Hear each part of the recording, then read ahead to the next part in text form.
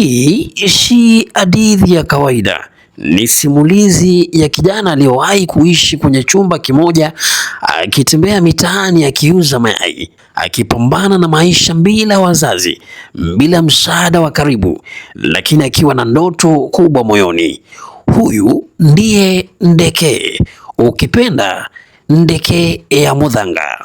Hivi juzi wengi wamesimama kushuhudia tukio la kipekee, housewarming yake. Sio tu sherehe ya nyumba mpya, mbali ni ushuhuda hai wa neema, juhudi na uvumilivu usiotetereka. Kutoka kwa vumbi la umasikini hadi hatua ya heshima, Ndekee aliandika historia yake mwenyewe. Safari yake haijakuwa rahisi.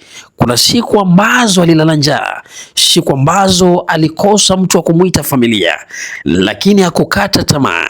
Kipaji chake cha muziki kilianza kama sauti ndogo, lakini polepole kikageuka kuwa mwanga mkubwa uliogusa wengi.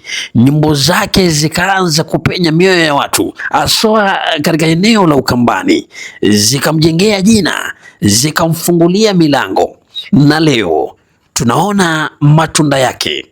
Katika sherehe hiyo ya furaha, alisimama akiwa na mke wake mpendwa Magi, mwanamke aliyesimama naye katika kila hatua ya maisha, pamoja na mwana wao Brian, wakishuhudia kile ambacho Mungu ameweza kufanya.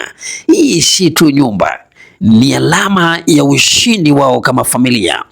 Wageni mashuhuri walihudhuria kusherekea naye. Miongoni mwao ni mwanamuziki wa Injili Stella Mengele, aspirant wa useneta kaunti ya Machakos Yumbia, women rep aspirant Madam Susan, seneta aliye kwenye kiti Madam Kavindu, wanahabari wa mitandaoni kama vile Ricky B, Wametusho, Katumbi na wengineo. Wote walikuja kushuhudia na kupongeza safari ya mtu ambaye amepitia mengi lakini hakukata tamaa. Hii ni zaidi ya mafanikio. Hii ni resilience. Ni ushahidi kwamba haijalishi umetoka wapi, mbali unaamua kwenda wapi. Ndekee anatufundisha kwa mwanzo mdogo sio mwisho mdogo.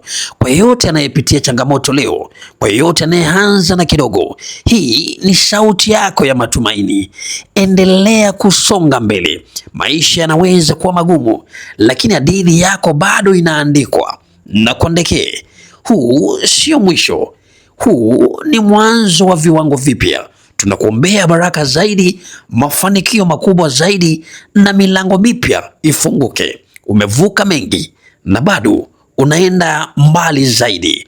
Ongera sana Ndekee, umetupa sababu ya kuamini tena.